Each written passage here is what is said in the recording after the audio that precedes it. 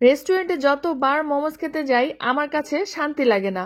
মনে হয় হয়তো চিকেনের পুরটা কম দেয়, আর না হলে প্রাইসটা বেশি লাগে। আসসালামু আলাইকুম ভিউয়ার্স, স্বাগতম জানাচ্ছি আমার চ্যানেলে নতুন আরো একটি রেসিপি দেখার জন্য। আজকে তৈরি করে দেখাবো ভীষণ মজার, রেস্টুরেন্টের চাইতেও অনেক বেশি স্বাদের চিকেন মোমোস রেসিপি।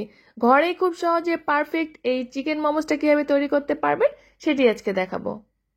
মোমোস তৈরির জন্য প্রথমে ডো তৈরি করে নেব। এই জন্য নিয়ে নিচ্ছি 1 কাপ পরিমাণে ময়দা, 1/3 কাপ পরিমাণে কর্নফ্লাওয়ার। মানে যতটুকু ময়দা নেবেন তার 3 ভাগের 1 ভাগ পরিমাণে কর্নফ্লাওয়ার নিতে হবে। দিয়ে দিলাম হাফ চা চামচ পরিমাণে লবণ। শুকনো উপকরণগুলো একটু মিক্স করে নিচ্ছি। এরপর ফুটন্ত গরম পানি 3 থেকে 4 বারে একটু একটু করে দিয়ে একটা শক্ত ডো তৈরি করে নিতে হবে।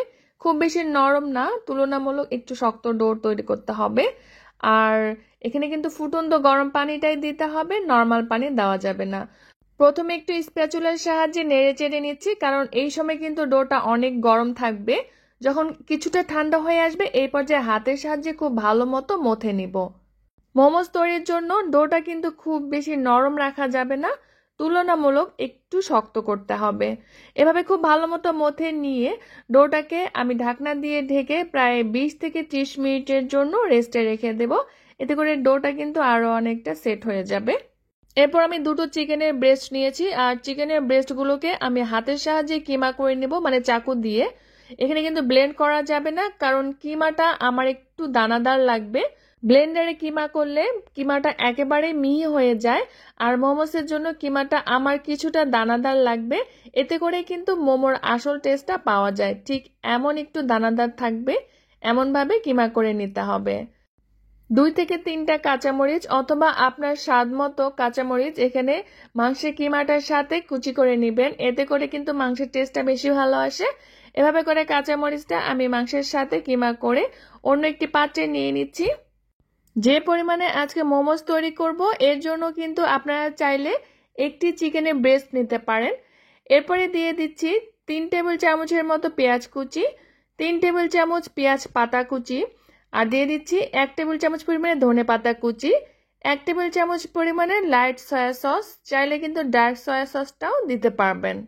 দিয়ে দিচ্ছি হাফ চা চামচ পরিমাণে কালো গোলমরিচের গুঁড়া, স্বাদ মতো একটু লবণ। লবণটা একটু বুঝে দিতে হবে যেহেতু সয়া সস দিয়েছি। এরপর অপর একটি পাত্রে মানে চুলায় একটি পাত্র বসিয়ে দিয়ে দিলাম 1 টেবিল চামচ পরিমাণে বাটার, 1 চা চামচ পরিমাণে রসুন কুচি, 1 চা চামচ পরিমাণে আদা কুচি। আদা আর রসুন কুচিগুলোকে একটু হালকা ব্রাউনিশ কালার করে ভেজে তারপরে চিকেন কিমার মধ্যে দিয়ে দিব। চাইলে কিন্তু এখানে আদা রসুন বাটাটাও দিতে পারেন, তবে আদা রসুনটা যদি এভাবে একটু ভেজে বাটারের মধ্যে দিয়ে দেন তাহলে কিন্তু টেস্টটা বেশি ভালো আসে। তবে আদা রসুন বাটা দিলে গলানো বাটার অথবা সয়াবিন তেল অ্যাড করবেন। এখন সবগুলো খুব ভালো মতো মিক্স করে নিয়েছি। প্রায় 30 মিনিট রেস্টে রাখার পরে ডোটা কিন্তু আরো অনেকটা সফট হয়ে যাবে। মোমোস তৈরির জন্য যদি কর্নফ্লাওয়ারটা ইউজ করা হয় তাহলে মোমোসটা অনেকটা জুসি হয়, মানে শক্ত হয়ে যায় না। ডোটাকে আরো একটু মথে নিয়ে 2 ভাগ করে একটি সারফেসের উপরে নিয়ে নিচ্ছি, আর উপরে ময়দা ছড়িয়ে দিচ্ছি। যদি কিছুটা নরম মনে হয় তাহলে আরো একটু ময়দা দিয়ে অ্যাডজাস্ট করে নেবেন। এরপরে আমি একটি পাতলা রুটির মতো করে বেলে নিব। খুব বেশি পাতলা করা যাবে না, আবার খুব বেশি মোটাও রাখা যাবে না, মোটামুটি একটা থিকনেসের মধ্যে রাখতে হবে। আপনারা চাইলে ছোট ছোট রুটি বানিয়েও মোমোসগুলো তৈরি করে নিতে পারেন, আবার চাইলে এত বড় একটা রুটি বানিয়ে তারপরে এরকম কুকি কাটার দিয়ে কেটেও কিন্তু মোমোসগুলো তৈরি করে নিতে পারেন। আবার আপনার হাতের কাছে গ্লাস, বাটি যে কোনো কাটার দিয়ে কিন্তু কাজটি করতে পারেন। এতে করে কাজটা অনেক সহজ হয়, মানে খুব তাড়াতাড়ি করা যায়। ছোট রুটিগুলোকে কেটে নেওয়া হয়ে গেলে একটির মধ্যে পরিমাণ মতো একটু চিকেন কিমা দিয়ে দিচ্ছি। এরপরে মোমোসের শেপ দিব, যদিও আমি খুব একটা ভালো পাই না, তবে চেষ্টা করছি আপনাদের সাথে শেয়ার করার। প্রথমে মাঝখান থেকে একটু চেপে দিয়ে 2 সাইড থেকে কুচির মতো করে প্রথমে একটা করে ফোল্ড করে করে চেপে দিতে হবে, ঠিক এমনটা। চাইলে কিন্তু এমন শেপ রাখতে পারেন, আবার চাইলে এরভাবে করে পেঁচিয়ে দিয়েও আরো একটি গোল শেপ করা যায় আপনার ইচ্ছা মতো, অথবা চাইলে আপনাদের কাছে যে শেপটা বেশি ভালো লাগে সেটাই কিন্তু করে নিতে পারেন।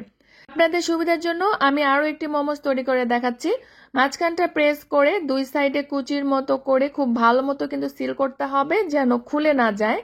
আপনাদেরকে দেখে একটু বুঝে নিতে হবে যে এই কাজটা আমি কিভাবে করেছি। ঠিক এমনভাবে করতে পারেন। আমি এভাবে করেই সবগুলো মোমো তৈরি করে নিয়েছি। কোনোটা গোল রেখেছি, আবার কোনোটা লম্বা রেখেছি। স্টিম করার আগে আমি মোমোসগুলোকে আরো ভালোভাবে সিল করে দিচ্ছি যেন পরবর্তীতে ফেটে না যায়।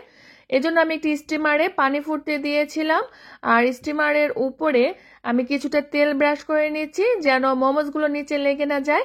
এরপর কিছুটা দূরত্ব বজায় রেখে এক এক করে মোমোসগুলোকে দিয়ে দিচ্ছি।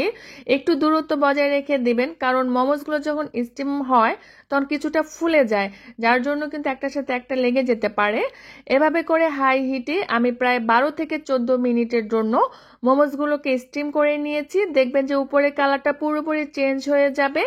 আপনাদের কাছে যদি স্টিমার না থাকে তাহলে যে কোনো হাঁড়িতে পানি ফুটতে দিয়ে হাতের কাছে যে কোনো স্ট্রেইনারে এভাবে দিয়ে কিন্তু স্টিম করে নিতে পারেন।